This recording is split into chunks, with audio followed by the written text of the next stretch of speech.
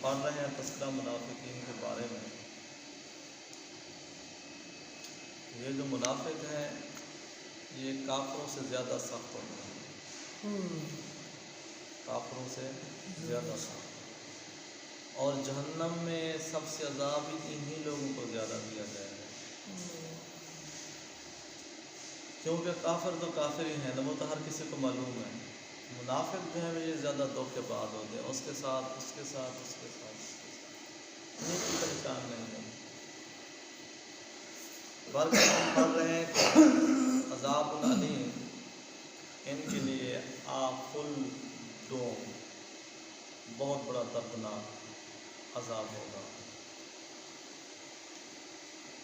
کہ دردناک اور تکلیف دہ کفار کے عذاب کو عظیم فرمایا گیا۔ پیچھے ہم نے پڑھا نا، غشاوۃ ولہم عذاب عظیم، کفار کے لیے عذاب عظیم ہے، تو منافقین کے لیے عذاب علیم ہے۔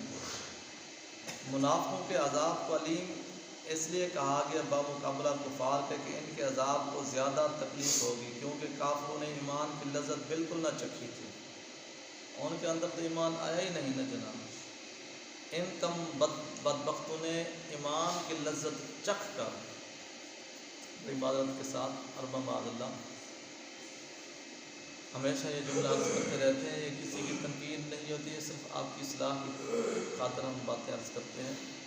جس طرح کے مرزئی ہیں، ایمان چکھ کر انہوں نے مقصد دوسرے لوگ اپنے آپ کو بڑھانا، دنیا کی لالچ سمجھ کر، دنیا کی مفاد سمجھ کر، جب دوسرے سمجھ لو جو منافقین مکہ تھے، جو منافقین مدینہ سے، انہوں نے کلمہ پڑھ کر نبی پاک صلی اللہ علیہ وسلم کے پیچھے نمازیں بھی پڑھتے تھے، اور نور ایمانی ان کے ذہنی حواس تک بھی نہ پہنچا تھا، انہیں خبر ہی نہ تھی، کس کو؟ کفار کو، کہ نماز میں کیا لطف ہے، ایمان میں کیا ہے بہار ہے۔ لیکن منافقین ایمان کے دروازے تک پہنچ چکے تھے، ٹھیک ہے جناب، اور اس کی شیرینی ان کے تالوں اور زبان میں لگ چکی تھی، پھر اس کے پھل نہ کھا سکے، تو ان کو اپنی محرومی پر بہت صدمہ ہوگا، کاش، کیونکہ کل قیامت والے دن یہ بہت پچھتائیں گے۔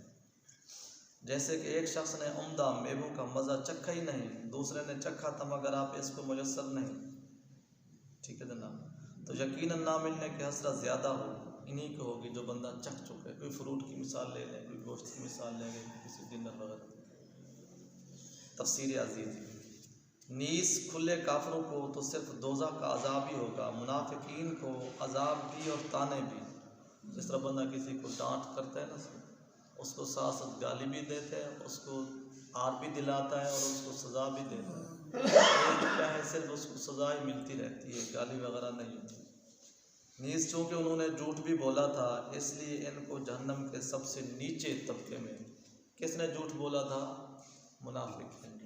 تو جھوٹ جو ہے نا یہ تمام برائیوں کی جڑ ہے، جھوٹ بہت بڑی بری چیز ہے۔ اچھا، ان کو سب سے نیچے طبقے میں رکھا جائے گا، جہاں کے اور طبقات سے دوزخیوں کی پیپ وغیرہ بہہ کر آئے گی ان کے پاس، اور وہی ان کو پلائی جائے گی، تو کفر کی وجہ سے ان کو یہ عذاب ملا۔ اچھا، پھر آگے یہ ہے کہ ان پر مصیبتیں جھوٹ کی وجہ سے آئیں، یکذبون یعنی وہ جو جھوٹ بولتے تھے۔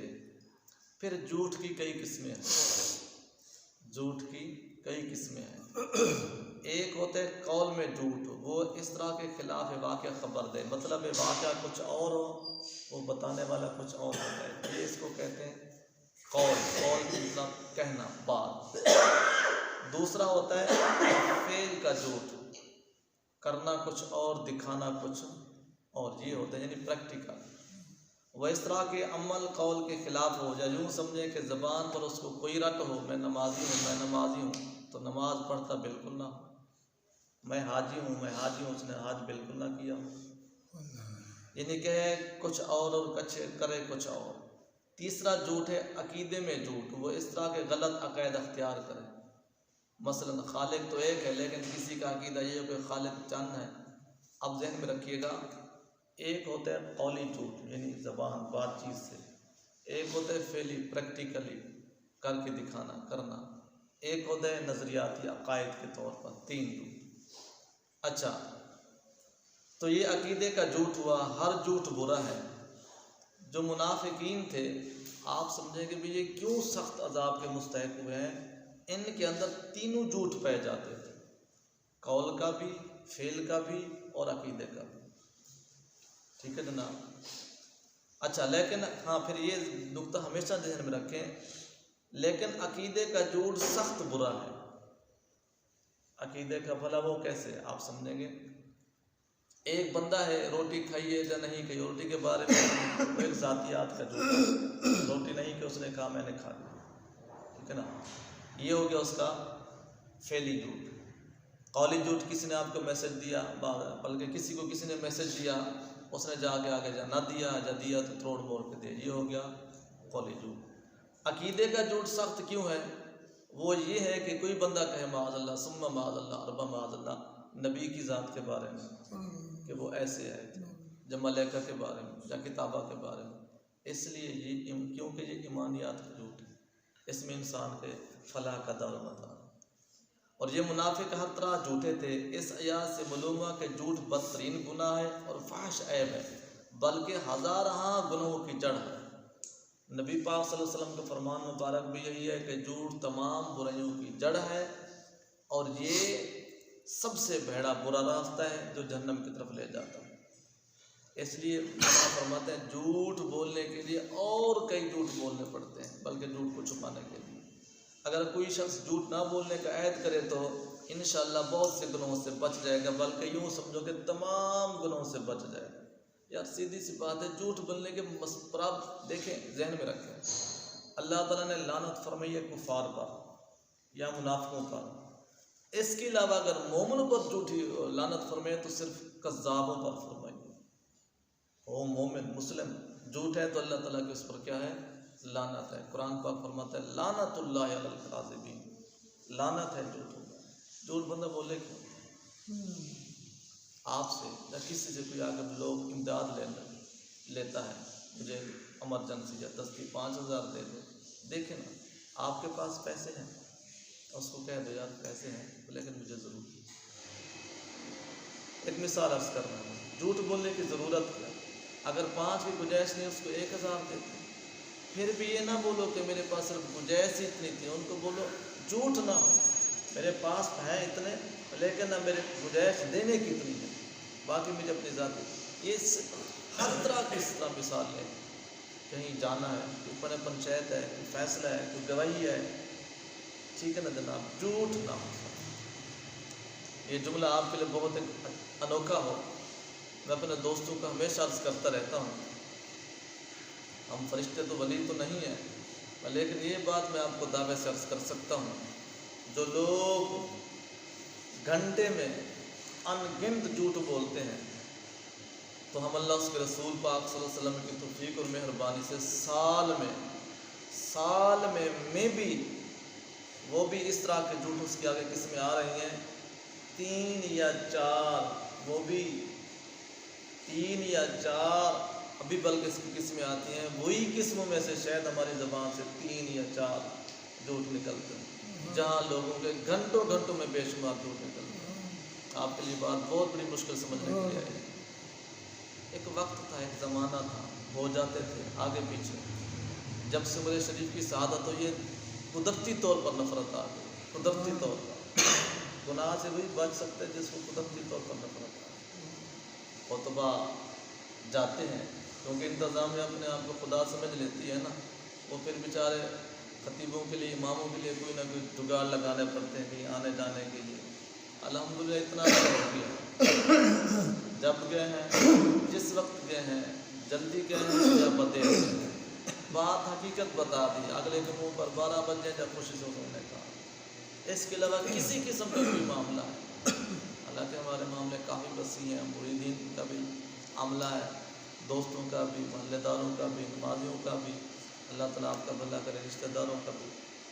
دل بھی نہیں کہتا الحمدللہ رب العالمین، جو بات ہے دین کا معاملہ ہے، نماز کا معاملہ ہے، یقین مانے جب ہم نہیں ہوتے کبھی دوست پوچھتے ہیں، پہلے تو ان کو پتہ نہیں ہوتا کہ امام سے پوچھنا ہے کہ نہیں پوچھنا، آپ نہ آئے تو اور بات ہے، امام ایک نماز پر غائب ہو تو کہاں گئے تھے، اس وقت تو ہمیں بڑا ستھرا چڑھتا ہے.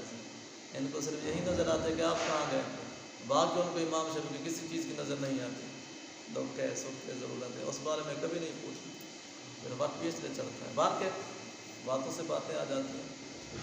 تو عرض کر رہے ہیں کہ جھوٹ سب سے بڑی بری چیز ہے. انبیاء علیہ السلام سارے گناہوں سے اور خصوصاً جھوٹ سے بالکل محفوظ اور معصوم ہیں. بہت بڑا باریک مسئلہ ہے. اہل تو شیعہ ہیں، اہل جعفری ہیں.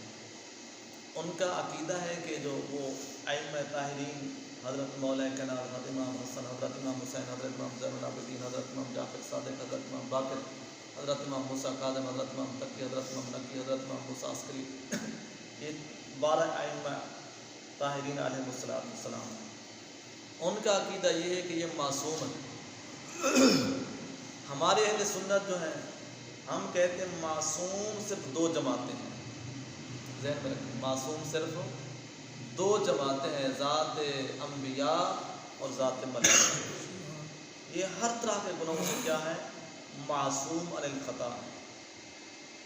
ہم ان کے بارے میں اگر سوچیں گے بھی نبی معاذ اللہ ثم معاذ اللہ نے کبھی جھوٹ بولا ہوگا یا جھوٹ پر قادر ہے تو ہمارا ایمان مشکوک پڑ جائے گا. جبکہ ہمارا صحابہ علیہ الرضوان اور ان ائمہ طاہرین علیہ السلام کے ذات کے بارے میں عقیدہ اور ایمان ہے کہ یہ معصوم نہیں بلکہ یہ محفوظ ہیں. یہ کیا ہے؟ محفوظ ہیں. مطلب اللہ تعالیٰ ان پاک ہستیوں کو گناہوں سے، جھوٹ سے محفوظ رکھتا ہے، معصوم نہیں. اچھا، جو شخص انہیں جھوٹا مانے وہ بے دین ہے، یعنی انبیاء والمرسلین کو. حضرت ابراہیم علیہ السلام کے بارے میں کیونکہ بخاری شریف میں آیا، مسلم شریف میں آیا کہ آپ کی ذات پاک نے 3 جھوٹ بولے تھے. آپ سن کر بڑے حیران ہو جائیں. وہ دوستو جس طرح میں نے ابھی آپ کو عرض کر رہا تھا، جھوٹ کی قسمیں ہیں. جھوٹ کی کیا ہیں؟ قسمیں ہیں. اور یہ کیونکہ باپ جھوٹ کا بھی چل رہا ہے بلکہ آیات مبارکہ اس میں آئیں گی کہ جھوٹ اضطراری کس کو کہتے ہیں اور جھوٹ حقیقی کس کو کہتے ہیں.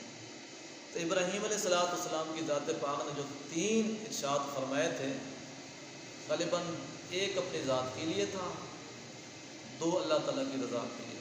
اس کی مثالیں بھی آ رہی ہیں آپ کی. کیونکہ میں نے وہاں سے اس لیے بات کر دی کیونکہ یہ بخاری شریف کی حدیث پاک، مسلم شریف کی اور سیاست تک ہر بندہ پڑھتا ہے، لہٰذا وہ ڈاؤٹ میں چلا جائے گا. تو اس کے بارے میں یہ آیا ہے کہ وہ آپ کے بارے میں جو آیا ہے کہ انہوں نے معاذ اللہ 3 جھوٹ بولے. یہاں جھوٹ سے مراد تعریض ہے.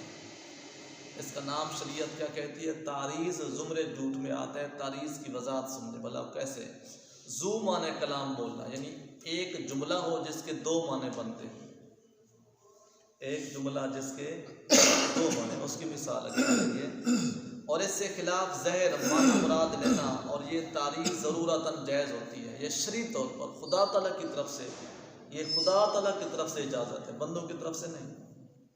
بھلا کیسے آپ نے 3 جھوٹ بولے تھے؟ جیسے کہ آپ کی بیوی حضرت سیدہ سارہ سلام اللہ علیہا جب یہ آپ گزرنے لگے نا مصر سے شام جانے کے لیے، جو مقوقش غالباً بادشاہ کا نام تھا یا دقیانوس تھا، اس کا نام تھا، وہ ظالم کیا کرتا تھا؟ جب بھی کوئی خوبصورت چہرے والی عورت گزرتی تو وہ ظالم ان کو پکڑ لیتا اور ایک رات اپنے ہاں گزارتا، یعنی بدفعلی کرتا. یہ معصوم ہستی ہیں، نبیوں کی مائیں تھی، تو ان کو خداوند کو دوسرے طرف سے محفوظ رکھنا تھا. تو وہ جب پکڑتا تو وہ پوچھتا، بتانے والا اگر کہتا کہ یہ میری بیوی ہے تو وہ پھر رکھ لیتا تھا. تو حضرت سارہ آپ کو معلوم ہے کہ تمام عورتوں میں سے جو سب سے حسین و جمیل کائنات میں پاک بیوی گزری ہے تو وہ حضرت سیدہ سارہ سلام اللہ علیہ. جس طرح حسن میں سے حضرت یوسف علیہ السلام مشہور ہیں، اس طرح مستورات میں سے سب سے زیادہ خوبصورت ہے وہ حضرت سیدہ سارہ علیہ. یہ حضرت اسحاق علیہ السلام کی اماں پاک. تو جب بادشاہ نے پوچھا نا کہ یہ آپ کی کون ہے تو آپ نے فرما دیا کہ یہ میری بہن ہے. بات بتا رہے ہیں نا کہ ذو مانے وہ جملہ جس کے 2 معنی بنتے ہیں، اور آپ نے تو بالکل ٹھیک فرمایا اور بادشاہ نے سمجھا کہ یہ آپ حقیقی بہن کہہ رہے ہیں. تو آپ نے کیا فرمایا؟ میری بہن دینی بہن. انما المؤمنون اخوہ، قرآن پاک نے فرمایا نا کہ مومن آپس میں کیا ہیں؟ بھائی بھائی ہیں، خواہ عورت ہو خواہ مرد ہو، آپس میں کیا ہیں؟ بھائی بھائی ہیں۔ وہ کس طرح بھائی بھائی ہیں؟ دینی بھائی ہیں۔ حقیقت میں آپ کی دینی بہن ہی ہیں، ہماری گھر والی ہیں، جو آپ کی گھر والی ہیں، دین کی روح سے ہماری بہنیں ہیں۔ آپ نے کیا یہاں جھوٹ بنتا ہے؟ نہیں، آپ نے مطلب زو منا جملہ ارشاد فرمایا، آپ نے فرمایا میری بہن ہے، اس نے کہا کہ یہ اس کی حقیقی آپ کی حقیقی بہن ہے، جس کی وجہ سے اس نے چھوڑ دی۔ اب آپ کو سمجھ گئی؟ اس طرح کا شریعت کہتی ہے کہ جملہ بولنے سے جھوٹ نہیں ہے۔ تو ابراہیم علیہ السلام کی ذات پاک نے بھی اس طرح کے 3 ارشاد عالیہ فرمائے جو جھوٹ بنتے۔ اچھا، وہ نسبتی بہن سمجھا اور آپ نے دینی بہن مراد لی۔ اس طرح حضرت سیدنا صدیق اکبر کی ذات پاک جب ہجرت کی رات نکلے نا آپ، تو کافر ایک جگہ آن پہنچے تھے، آپ جا رہے تھے کیونکہ کفار نے تو ہر طرف سے بندے دوڑائے ہوئے تھے آپ کو تلاش کرنے کے لیے، نبی پاک صلی اللہ علیہ وسلم۔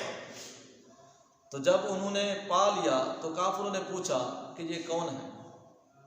نبی پاک صلی اللہ علیہ وسلم آگے تشریف لے جا رہے تھے، سیدنا صدیق اکبر، اور اگر آپ بتاتے کہ یہ محمد رسول اللہ ہیں تو کفار کو تو آپ ہی مطلوب تھے، اگر آپ بتاتے کہ نبی خیر و زمان، مطلب ہر طرح آپ بتاتے تو پھر نبی پاک کی ذات پاک پر وہ حملہ کر دیتے۔ تو آپ نے کس طرح جھوٹ فرمایا، ذرا غور کریں۔ آپ نے فرمایا اس راز کو چھپانے کے لیے کہ ھذا رہبر، ھذا رہبر، یہ میرے رہبر ہے، راستہ دکھانے والے۔ انہوں نے تو معاذ اللہ اربا معاذ اللہ کفار جو تھے، انہوں نے یہی سمجھا کہ یہ عام بندہ ہے، راستہ آپ کو دکھا رہا ہے، بتلا رہا ہے، ٹھیک ہے نا صحیح؟ جو حقیقت میں تو راہبر آپ ہی ہیں نا، پوری دنیا کے راہبر بن کر ہیں، راستہ دکھانے والے۔ یعنی اس طرح شریعت کہتی ہے جس کو آپ جھوٹ نہیں کہہ سکتے۔ تو ہم نے بھی الحمدللہ کیونکہ یہ تفسیریں پڑھی ہوئی ہیں، حدیث پاکیں پڑھی ہوئی ہیں، وہ بھی جو 3-4 ہم نے پورے سال میں آپ کو عرض کیے وہ بھی اس طرح کے بات ہے۔ یہ اللہ تعالیٰ کی توفیق ہے، اللہ تعالیٰ کسی کو یہ توفیق عطا فرمائے۔ تو ضرورتاً جائز ہے، تتمہ کیا ہے بھلا؟ بہرحال جھوٹ منع ہے سوائے چند موقعوں کے۔ پھر شریعت کہتی بھی ہے آپ کو وضاحت کے ساتھ جھوٹ بولنے کا، وہ بھی چند موقع پر۔ بھلا کہاں؟ سخت مجبوری کی حالت میں، 1-2 مسلمانوں میں صلح کرانے کے لیے، 2 اپنی بیوی کو راضی کرنے کے لیے، 3 جہاد کے موقع پر، 4 شریعت نے 3 اور 4 موقع بیان کیے ہیں جھوٹ۔ تفسیر روح البیان اور شامی وغیرہ۔ جھوٹ سے جس طرح اخروی عذاب آتا ہے ایسے ہی دنیا میں بھی مصیبتیں نازل ہوتی ہیں۔ ہم اپنے ان لیکچروں میں سے یہ بات ڈال چکے ہیں، بتا چکے ہیں کہ یوٹیوب پر تو ہم نے چڑھا دیا ہوا ہے، 97 پوائنٹس تھے۔ آج کچھ یاد ہوگا، آج سے ہم نے 3-4 سال پہلے عید الفطر کے موقع پر ہم نے دوستوں کو ایک پمفلٹ دیا تھا، اس میں 97 پوائنٹ تھے جن کو اپنانے سے انسان کے رزق میں کمی آتی ہے۔ حالانکہ وہ روزمرہ والی چیزیں ہیں، لوگ ان کو معمولی سمجھتے ہیں، عام سمجھتا ہے۔ ان میں سے ایک جھوٹ بھی ہے، جو بندہ جھوٹ بولتا ہے اس کی روزی میں نہ ہی برکت ہوتی ہے تو نہ ہی رزق اس کا بڑھتا ہے۔ تو لہٰذا اللہ تعالیٰ کی بارگاہ میں اربعہ استدعا ہے، ادب سے مالک ہم سب کو جھوٹ کی مصیبت بیماری سے محفوظ فرمائے۔ خلاصہ تفصیل انشاءاللہ کل پڑھیں گے۔ اللہ تعالیٰ ہم سب